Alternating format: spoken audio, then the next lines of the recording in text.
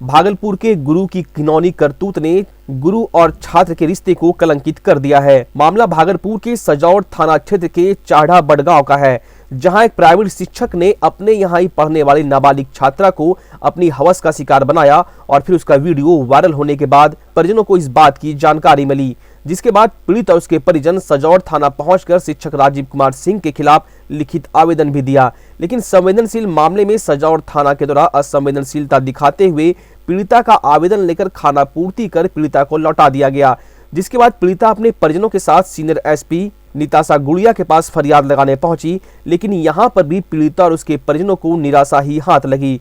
घंटों इंतजार करने के बावजूद सीनियर एसपी ना तो पीड़िता से मिली और ना ही उसके परिजनों से, जबकि बीते दिनों सीनियर एसपी ने अपने महतातों को दुष्कर्म, छेड़खानी सहित अन्य संवेदनशील मामलों पर त्वरित कार्रवाई करने की बात कही थी।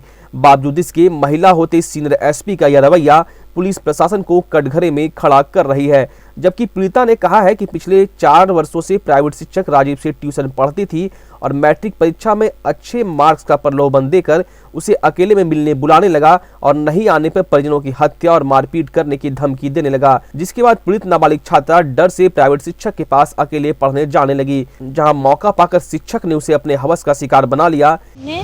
तो पहले मतलब रोज़ बोलता था कि मतलब 10th क्लास में पढ़ते हैं, तो बोलता था कि मतलब नंबर अच्छा ला देंगे, मतलब अच्छा से पढ़ाएंगे, तुम पे ज़्यादा ध्यान देंगे, नंबर अच्छा लाओगी।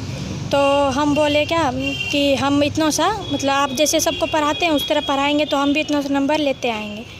तो फिर इसी तरह हम मना कर दिए, तो फिर वो हम पे दबाव देने लगा कि तुम ये सब करो, नहीं तो मतलब तुम्हारी बहन जाती है कॉलेज, तुम्हारे मतलब बड़े अंकल सब जाते हैं बाहर, ये सबको मरवा देंगे, यही सब बोल रहे थे। वीडियो कौन बनाया था? वीडियो कौन बनाया ये हमको नहीं पता है। आप ये कब से वहाँ पढ़ने जाते थे और ये घटना कब घटी आपके साथ? मतलब पढ़ने तो हम करीबन 4 साल से जाते हैं वहाँ। और ये घटना मतलब 6 तारीख को। ये 4 साल से जब जा रहे थे कब से आपके ऊपर दबाव बनाने लगे? दबाव ज़्यादा कुछ दिन नहीं, वही यही 2-3 महीना। 2-3 महीने। पीड़िता के परिजनों ने आरोपी शिक्षक की जल्द से जल्द गिरफ्तारी की मांग और परिवार की सुरक्षा को लेकर आवेदन दिया है। एक जो लड़की के साथ गलत हुआ उनको सजा मिलना चाहिए। कितना 6 बजे से नाबालिग लड़की है, उनके साथ ऐसा किया गया है, इसका जिंदगी लाइफ बर्बाद कर दिया गया है, वीडियो बना के वायरल कर दिया गया है। उनको धमकाया टीचर ही कुछ वीडियो भी बनाया। हाँ, उसके शादी हो गई और कुछ धमकी वगैरह भी दिया है। लड़की को पूछे तो बोली बाद में कि हाँ धमकी देता था, सर तुम्हारा बहन को मरवा देंगे, तुम्हारा छोटा भाई है, तुम्हारा फैमिली है। क्या मामला है? मामला नाबालिग लड़की के साथ बलात्कार हो गया है और यहाँ घंटों से खड़े थे, मैडम निकली और फरियाद लगाते रहे लेकिन चली गई। क्या पूरा घटना क्या बताइए तो? नाबालिग लड़की के साथ बलात्कार हुआ है। कौन किया? राजीव कुमार क्या है जो ट्यूशन पढ़ाता है, ट्यूशन पढ़ाता है। वीडियो भी वायरल किया था? हाँ, वीडियो वायरल किया। वीडियो नंगा फोटो है, डाला गया है व्हाट्सएप पर, फेसबुक पर पूरा डाल दिया गया। हम लोग को जानकारी 6 तारीख की घटना है और मतलब हम लोग को बोला कि बच्ची को बोला गया कि किसी को बताओगे तो जान से पूरे परिवार को मार देंगे, तुम्हारे घर में गेट उठ भी नहीं है, गरीब आदमी हो, कहाँ लड़ोगी। गुरु और शिष्य के रिश्ते को तार तार कर देने वाला मामला भागलपुर के सजौड़ से प्रकाश में आया है। वहीं इस पूरे मामले का वायरल वीडियो जब सामने आया तो उस पीड़ित और उसके परिजन आज सीनियर एसपी से मिलने पहुंचे और घंटों इंतजार करने के बावजूद पीड़िता से कोई भी सीनियर अधिकारी नहीं मिला। एक और सरकार और जिला प्रशासन नारी सशक्तिकरण की बात करती है और बेटी बचाओ बेटी पढ़ाओ का नारा बुलंद करती है, वहीं दूसरी ओर मैट्रिक की नाबालिग छात्रा के साथ दुष्कर्म मामले में जिला प्रशासन का संवेदनहीन चेहरा यहां पर देखने को मिला। अब यह देखना शेष रह गया है कि कब तक पीड़िता को न्याय मिलता है और जो आरोपी शिक्षक है वह सलाखों के पीछे पहुंचता है। अपने सहयोगी कैमरा पर्सन सुबोध के साथ कुणाल शेखर, टीवी अंग प्रदेश। धन की कमी के कारण भागलपुर का पूरा शहरी इलाका कूड़े के ढेर में तब्दील हो चुका है। कूड़े का उठाव नहीं होने से गंदगी का अंबार लगा हुआ है और कूड़े के ढेर से उठ रहे दुर्गंध से आम लोगों को परेशानी हो रही है। साथ ही बीमारी फैलने का भी डर बना हुआ है। इसके बावजूद नगर निगम प्रशासन की उदासीनता का खामियाजा आम लोगों को लगातार भुगतना पड़ रहा है। प्रभारी नगर आयुक्त को वित्तीय प्रभार नहीं मिलने से कूड़ा उठाने वाले ट्रैक्टर में तेल का भुगतान नहीं हो पा रहा है, जिसके कारण पिछले कई दिनों से नगर निगम क्षेत्र में कूड़ा का उठाव नहीं हो पा रहा है। साथ ही नगर निगम के द्वारा किए जाने वाले विकास कार्य भी बाधित है, जिसको लेकर आम लोगों के साथ साथ नगर निगम के पार्षद भी काफी आक्रोशित है। नगर निगम के उप महापौर आयुष वर्मा ने कहा कि स्मार्ट सिटी के स्वच्छता में भागलपुर को पिछाड़ने के लिए सोची समझी राजनीति के तहत ऐसा किया जा रहा है। प्रधान सचिव से को भी हम लोगों ने अवगत कराया कि हमारे यहाँ पर जो है नगर आयुक्त नहीं है। दुर्भाग्यपूर्ण ये है कि सरकार को अवगत कराना पड़ रहा है कि भागलपुर एक शहर है जहाँ पर नगर आयुक्त नहीं है। ये अगर स्थानीय जनप्रतिनिधि को सरकार को अवगत कराना पड़ रहा है तो पहले तो यही दुर्भाग्यपूर्ण विषय है। और उसके बाद पटना के बाद भागलपुर सबसे बड़ा शहर और सबसे पहले स्मार्ट सिटी में ये शहर आया, और ये जानते हुए कि शहर का लगभग सारा कार्य जो है वो नगर निगम के ऊपर डिपेंड होता है, चाहे वो सफाई का हो, चाहे वो पानी का हो, चाहे वो सर्टिफिकेट का हो, चाहे वो गाड़ी हो, बाकी व्यवस्थाएं हैं वो सब नगर निगम करता है। रोड नाले निर्माण से लेकर सभी काम, और बिना पैसा के एक कदम भी कोई काम आगे नहीं बढ़ सकता है। ये जानते हुए भी कि ये स्वच्छता सर्वेक्षण अभी चल रहा है, स्वच्छता सर्वेक्षण अभी चल रहा है, उस वक्त लगभग 1.5 महीना से अगर नगर आयुक्त को नहीं देना पूरे शहर का बजबजाना, तो इसका अर्थ बिल्कुल स्पष्ट है कि पिछले बार पटना सबसे ज़्यादा गंदे शहरों की सूची में था, तो पटना को कैसे बचाया जाए और भागलपुर को कैसे उसमें धकेल दिया जाए, इसलिए इस बार भागलपुर का नाम सबसे गंदे शहरों की यदि सूची में आए तो कोई बहुत आश्चर्य वाली बात नहीं हो। वहीं पार्षद संजय सिन्हा, हंसल सिंह और पंकज दास ने नगर निगम प्रशासन पर उदासीनता का आरोप लगाते हुए लोगों की जिंदगी के साथ खिलवाड़ करने की बात कही गई और कहा कि अगर जल्द से जल्द कूड़े का उठाव नहीं हुआ तो आंदोलन किया जाएगा। हम आपको बता दें कि 1 माह से ज्यादा समय पहले भागलपुर नगर निगम के नगर आयुक्त का तबादला हो चुका है और इस बीच सत्येंद्र वर्मा को नगर आयुक्त बनाया गया है और जो प्रभारी नगर आयुक्त है उन्हें अब तक विभाग से वित्तीय प्रभार नहीं मिल सका है, लिहाजा वित्तीय मामलों से जुड़ा एक भी कार्य नहीं हो पा रहा है। 1 महीना 13 दिन हो गया नगर आयुक्त का ट्रांसफ़र हुआ, उसका कोई अल्टरनेट व्यवस्था अभी तक सरकार नहीं किया है। पूरा शहर कूड़े के ढेर पर है और आप शहर के किसी भी भाग में चले जाइए आपको पता चलेगा कि मुख्य सड़क पर कूड़ा ही कूड़ा है। लोग को जीना हराम हो गया है। लोग शहर से जब घर से बाहर निकलता है और देखता है कि कूड़ा का भंडार, तो नगर निगम के प्रति क्या आक्रोश होता होगा वह आप भी बता सकते हैं। ये रहा है कि जिस तरह मेयर साहिबा जो है सरकार की पार्ट है, हर चीज़ में शिकायत करने वो पटना जाती है, तो इस चीज़ को शिकायत करने पटना नहीं जा पा रही हैं क्या कि नगर आयुक्त को जल्दी चलावें, वित्तीय व्यवस्था ठीक करें और जल्द से जल्द कूड़े का निस्तारण हो। एक जनप्रतिनिधि होने के नाते हम लोग भी काफ़ी दुखी हैं इस चीज़ को लेकर के कि शहरवासी समय पे टैक्स भी देते हैं, लेकिन जो उनकी मूलभूत समस्याएं हैं सफाई, वो हम लोग ठीक ढंग से नहीं करा पा रहे हैं, जिनका मुख्य कारण है कि विगत 45 दिन से नगर आयुक्त का नहीं रहना। भागलपुर के पुलिस जिला नौगछिया के इस्माइलपुर थाना क्षेत्र के इस्माइलपुर हाट स्थित कृषि भवन के पास एक बाइक पर सवार 2 अपराधियों ने इस्माइलपुर के पुलकिया निवासी देशबंधु यादव उर्फ बुलबुल यादव उर्फ बुल्ला यादव को गोली मारकर घायल कर दिया। अपराधियों की 2 गोली बुलबुल को लगी, 1 गोली छाती के पास और दूसरी गोली पेट के पास। घटना के तुरंत बाद स्थानीय लोगों ने पुलिस की सहायता से बुलबुल को इलाज के लिए भागलपुर के जवाहरलाल नेहरू मेडिकल कॉलेज अस्पताल में भर्ती कराया, जहां उसकी हालत चिंताजनक बनी हुई है। हम आपको बता दें 2 जनवरी को देर शाम नौगछिया राष्ट्रीय राजमार्ग पर हुए तुलसीपुर निवासी बाले यादव हत्याकांड में बुलबुल यादव नामजद आरोपी है। जानकारी मिली कि बुलबुल यादव अपने पिता के जन वितरण प्रणाली दुकान का कामकाज संभालता था। हत्याकांड में आरोपी होने के बावजूद वह इस्माइलपुर में ही रह रहा था। इस्माइलपुर के थानाध्यक्ष मनी पासवान ने कहा कि आपसी रंजिश में घटना घटी है। पुलिस संदिग्धों की गिरफ्तारी के लिए छापेमारी कर रही है। परिजनों या घायल के बयान का भी पुलिस को इंतजार है। जल्द ही सभी आरोपियों को गिरफ्तार कर लिया जाएगा। भागलपुर के समाहरणालय परिसर स्थित डीएम कार्यालय में तकनीकी पदाधिकारियों की बैठक आयोजित की गई। डीएम सुब्रत कुमार सेन की अध्यक्षता में आयोजित बैठक के दौरान ग्रामीण कार्य विभाग, पथ प्रमंडल, पुल निगम, लघु सिंचाई विभाग, पीएचईडी सहित सभी विभागों के तकनीकी पदाधिकारी और जिला योजना पदाधिकारी मौजूद थे। इस दौरान जिलाधिकारी ने जिले में चल रहे विकास योजनाओं की जानकारी अधिकारियों से ली और काम में प्रगति लाने को लेकर कई दिशा निर्देश भी दिए। मेडिकल काउंसिल ऑफ टीम की इंडिया के द्वारा भागलपुर के मायागंज अस्पताल और मेडिकल कॉलेज का निरीक्षण किया गया। Doctor M.K. ठाकुर के नेतृत्व में पहुंची एक सदस्यीय टीम के द्वारा मायागंज अस्पताल के रेडियोलॉजी विभाग में अस्पताल प्रबंधन के द्वारा दिए गए सुविधाओं का जायजा लिया गया। इस दौरान टीम के डॉक्टरों के द्वारा रेडियोलॉजी विभाग के अल्ट्रासाउंड, एक्सरे, CT स्कैन सहित मरीजों को दिए जाने वाली सुविधाओं का अवलोकन किया गया। इसके बाद MCI की टीम के द्वारा मेडिकल कॉलेज का भी निरीक्षण किया गया और छात्रों को मिल रहे सुविधाओं और व्यवस्थाओं के बारे में कॉलेज के प्राचार्य हेमंत कुमार सिन्हा से जानकारी हासिल की। ऐसा है, first NM national medical commission का मैं स्पोक्स पर्सन नहीं हूँ, नंबर 1।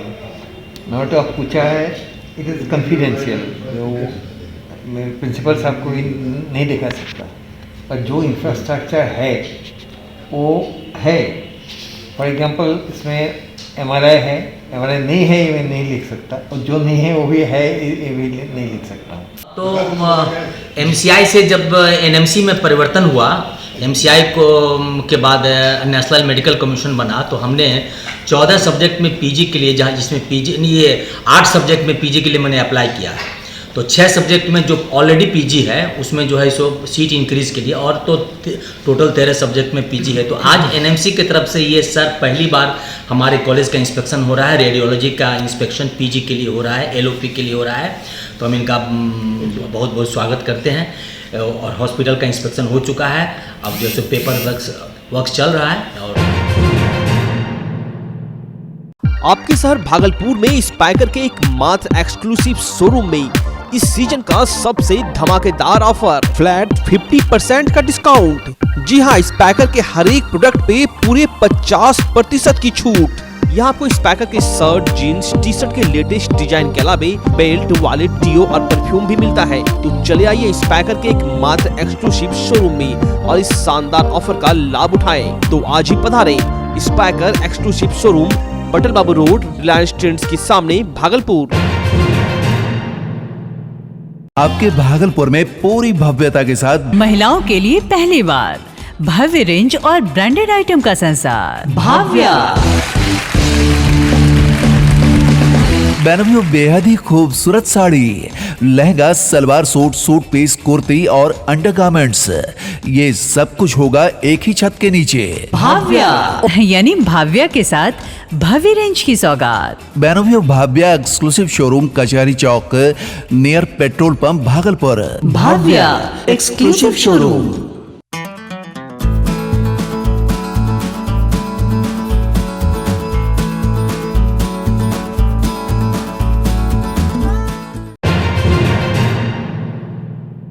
भागलपुर के नवगछिया और परबत्ता पुलिस ने जाह्नवी चौक के पास संयुक्त रूप से कार्रवाई कर भागलपुर से खगड़िया की ओर जा रहे एक ट्रक से भारी मात्रा में विदेशी शराब बरामद किया है। पुलिस ने शराब के साथ ट्रक ड्राइवर को भी गिरफ्तार किया है। ट्रक से करीब 17 कार्टून विदेशी शराब बरामद किया गया है। पुलिस को गुप्त सूचना मिली थी कि एक ट्रक जो झारखंड से खगड़िया जा रही है उस पर भारी मात्रा में शराब लोड है। पुलिस ने कहा कि जब ट्रक को रोका गया तो ट्रक पूरी तरह से खाली था। उन लोगों को लगा कि किसी ने उन लोगों को गलत सूचना दे दी है, लेकिन छानबीन के क्रम में पता चला कि शराब को ट्रक के चेचिस में छुपा कर रखा गया है। जब शराब तस्करों का भांडा फूटा तो ट्रक से एक के बाद एक 17 कार्टून शराब बरामद किया गया। नवगछिया के SP सुशांत कुमार सरोज बरामद शराब का जायजा लेने और गिरफ्तार आरोपी से पूछताछ करने के लिए परबत्ता थाना पहुंचे। SP ने कहा कि उक्त शराब तस्करी के पीछे में जो भी लोग शामिल हैं उन्हें भी छोड़ा नहीं जाएगा। झारखंड से एक ट्रक में शराब छिपा करके इधर आ रही है। सूचना पत्र टीम गठन किया जिसमें थाना प्रभारी परबत्ता, थाना प्रभारी नवगछिया को शामिल किया गया और त्वरित कार्रवाई करते हुए गाड़ी को रास्ते में ही जब्त किया गया। पूरा गाड़ी खाली था, फिर चेचिस खोलने के बाद उसमें से भारी मात्रा में शराब का बोतल मिला है। इसकी गिनती जारी है।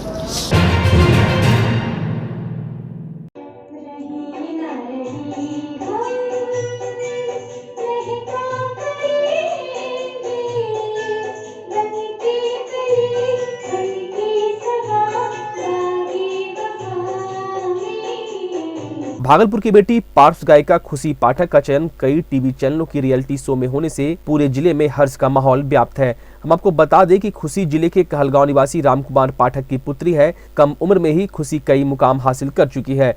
खुशी भागलपुर के सरगम एकेडमी की छात्रा है। खुशी के गुरु त्रिलोक प्रियदर्शी 3 वर्ष से खुशी के स्वर को संवारने का काम कर रहे हैं। खुशी ने बताया कि इसका श्रेय उनके गुरु त्रिलोक प्रियदर्शी व उनके माता पिता को जाता है। उसने कहा कि लोगों के ताने सुनने को मिले। कहलगांव से आने में काफी परेशानियों का सामना करना पड़ता था, फिर भी रियाज नहीं छोड़ी। वो सब ऑनलाइन हुआ था, तीनों ऑनलाइन हुआ था। और अभी भाग्यांजलि में जो सिलेक्शन हुआ है दिशा चैनल के लिए, उसमें मैं इंदौर गई थी। 28 को वहाँ शूट था, टीवी राउंड था, जिसमें 60 में से 30 का सिलेक्शन वहाँ होना था ऑफलाइन, क्योंकि मेरा उसमें सिलेक्शन हुआ है। और अभी जी टीवी पे उसके लिए ग्वालियर जाना है 20 मार्च को टीवी राउंड के लिए, उसमें भी टॉप 30 का सिलेक्शन होगा। और बाकी परिवार में कुछ लोग ऐसा कहते थे कि इसको भागलपुर का 10 लोग जानता है, उससे आगे नहीं बढ़ सकती है। और मैं सिंगर बन के उनको भी ये दिखाना चाहूँगी। और आज जो मेरा सिलेक्शन हुआ है उसके लिए मैं उनको तहे दिल से शुक्रिया अदा करना चाहूँगी कि उनके ऐसे बोलने पर ही मेरे में और ऐसा हुआ, मेरे में और ऐसा जज्बा जागा कि मैं इसमें सेलेक्ट हुई हूँ। इसके लिए मैं उनका भी शुक्रिया अदा करना चाहूँगी। वहीं खुशी के गुरु त्रिलोक प्रियदर्शी ने कहा कि खुशी की आवाज़ 3 वर्ष पूर्व हमने सुनी, जिसके बाद हमने इसको निःशुल्क संगीत सिखाना शुरू किया। खुशी लगातार मेहनत करती रही। अच्छा लग रहा है कि हमारी छात्रा रियलिटी शो तक पहुंची है। इस तरह के मुकाम पे जाता है तो मुझे लगता है एक गुरु के लिए उससे ज़्यादा खुशी का कोई अवसर या पल नहीं होता उनकी ज़िंदगी में। तो मेरे लिए मुझे लगता है ये पल आना शुरू हो गया है। मैं इसे अभी मंजिल नहीं मानता हूँ, पर शुरुआत ज़रूर है मंजिल की है। तो मुझे बहुत बेहतर लग रहा है और मैं बहुत खुश हूँ। और आपने इसकी प्रतिभा को कब पहचाना? 3 साल पहले सरगम म्यूजिक एकेडमी की ओर से मैंने वॉइस ऑफ भागलपुर एक सिंगिंग कंपटीशन ऑर्गेनाइज किया था।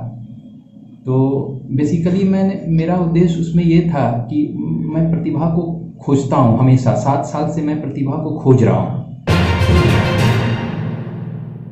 भागलपुर के इसाकचक के बुढ़िया काली स्थान के पास संचालित होने वाले कंप्यूटर कोचिंग संस्थान के संचालक दीपक शर्मा की अगुवाई में वहां के छात्र और छात्राओं ने चॉकलेट डे के दिन गरीब निसहाय बच्चों के बीच भोजन के पैकेट और चॉकलेट का वितरण किया। करीब 70 निसहाय बच्चों के बीच फूड पैकेट और चॉकलेट का वितरण किया गया। संचालक दीपक ने बताया कि वो और उनके छात्र हमेशा इस तरह के सामाजिक कार्यों में बढ़ चढ़कर हिस्सा लेते हैं। इससे बच्चों के बीच अच्छी भावना का विकास होता है, साथ ही उन्हें ऐसे कामों में आत्मसंतुष्टि मिलती है और आगे भी उनकी संस्थान के द्वारा ऐसे सामाजिक कार्य किए जाएंगे। नो प्लास्टिक डे, नो तंबाकू डे, स्वच्छता रैली हम लोगों ने निकाला था और कोरोना पीरियड में बहुत सारे लोगों को भोजन भी वितरित किया था। तो इसी तरीके से हर साल हम सभी छात्र एवं छात्राएं जागरूकता अभियान करता रहता हूं और आज हम सभी छात्र छात्राएं मिल करके लगभग 60 to 70 पॉकेट्स तैयार किया था भोजन। और चॉकलेट डे के अवसर पर पूरे भागलपुर में हर एक चौक चौराहे और जहां पर भी मंदिर है, जहां पर ज़रूरतमंद लोग हैं, उन सभी के बीच में इन भोजन को वितरित किया और साथ ही साथ बच्चों के बीच में चॉकलेट भी वितरित किया। काफ़ी खुशी मिली और आगे भी हम सभी छात्र छात्राएं इस तरीके का हैप्पीनेस देने वाला काम करता रहूँगा। और थैंक्स टू न्यूज़ मीडिया जिन्होंने इस कवर को ऐड किया। So thank you so very much. Jagdishpur police ने वाहन चेकिंग के दौरान भागलपुर दुमका मुख्य मार्ग पर सनहौला मोड़ पुलिस चेक पोस्ट के निकट मंगलवार सुबह वाहन चेकिंग के दौरान एक हुंडई सेंट्रो कार से भारी मात्रा में विदेशी शराब बरामद किया, साथ ही कार को भी जब्त कर लिया। बता दें, गुप्त सूचना के आधार पर जगदीशपुर पुलिस ने सनहौला मोड़ के निकट वाहन चेकिंग अभियान चला रखा था। इस दौरान यह कार वहां पहुंची, लेकिन वाहन चेकिंग को देखकर कार चालक सड़क किनारे कार खड़ी कर मौके से फरार हो गया। जब पुलिस ने कार की तलाशी ली तो इसमें 9 कार्टून विदेशी शराब बरामद किया गया। इस मामले में थानाधीश ब्रजेश कुमार ने बताया कि शराब तस्कर एवं कार के मालिक का पता लगाया जा रहा है। शीघ्र ही शराब तस्कर पुलिस की पकड़ में होगा। मधुसूदनपुर पुलिस ने बीती रात हुई मारपीट मामले में निसप अंबई गांव से 3 लोगों को गिरफ्तार किया है, जिसे आज जेल भेज दिया गया। मधुसूदनपुर ओपी इंचार्ज मिथिलेश कुमार ने बताया कि 8 फरवरी को मारपीट हुई थी, जिसमें सरयुग दास, बाबू साहब दास और राजा कुमार को आरोपित बनाया गया। तीनों को जेल भेज दिया गया। मौनी अमावस्या को लेकर सुल्तानगंज के गंगा तट पर श्रद्धालुओं की अपार भीड़ उमड़ी। उत्तरी बिहार के दरभंगा, मधुबनी, समस्तीपुर, सहरसा, सीतामढ़ी, बेगूसराय सहित कई जिलों के श्रद्धालुओं का आने का सिलसिला लगा रहा। यात्रियों की सुरक्षा व यातायात सुविधा को लेकर कार्यपालक पदाधिकारी अभिनव कुमार, थाना अध्यक्ष रामप्रीत कुमार ने मंगलवार को गंगा घाट व सुल्तानगंज के सभी चौक चौराहों का जायजा लिया। सभी कांवरिया 11 फरवरी को मौनी अमावस्या पर सुल्तानगंज के पवित्र उत्तरवाहिनी गंगा में स्नान कर जल भरकर बाबा बैद्यनाथ के पैदल प्रस्थान करेंगे। गंगा समग्र समिति के सदस्यों के द्वारा नाथनगर स्थित चंपा नदी घाट पर महाआरती का आयोजन किया गया और नदी को फिर से पुनर्जीवित करने का प्रण भी लिया गया। गंगा समग्र समिति के सह संयोजक अंजलि घोष ने बताया कि इस घाट पर पहले कभी भी आरती नहीं की गई। आज महाआरती कर इस चंपा नदी को पुनर्जीवित करने का प्रण लिया। उन्होंने बताया कि महाआरती के पहले घाट की साफ सफाई की गई। अब यह अभियान लगातार चलेगा। मौके पर संयोजक राहुल कुमार, गौरव कुमार, कांति पाठक, दिनेश यादव, शिवचरण, मोती मंडल एवं दर्जनों की संख्या में स्थानीय लोग मौजूद थे। भारतीय जनता पार्टी के राष्ट्रीय प्रवक्ता शहनवाज हुसैन और अंग के लाल सम्राट चौधरी को बिहार सरकार ने मंत्री पद का शपथ लेने पर सुल्तानगंज व अकबरनगर में भाजपा कार्यकर्ताओं ने खुशी व्यक्त की। प्रदेश कार्य समिति सदस्य किसान मोर्चा सतीश कुमार उर्फ कन्हैया झा के नेतृत्व में अकबरनगर के मंदिर चौक पर कार्यकर्ताओं के द्वारा एक दूसरे को रंग गुलाब लगाकर व मिठाई खिलाकर एक दूसरे को बधाई दी गई।